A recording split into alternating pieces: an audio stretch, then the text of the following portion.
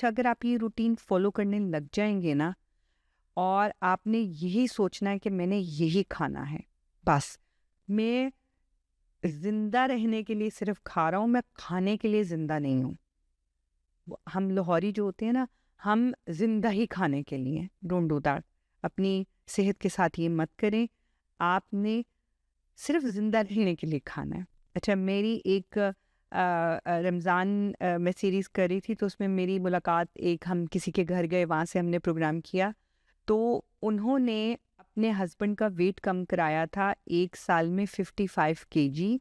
और वो किस तरह से करवाया था?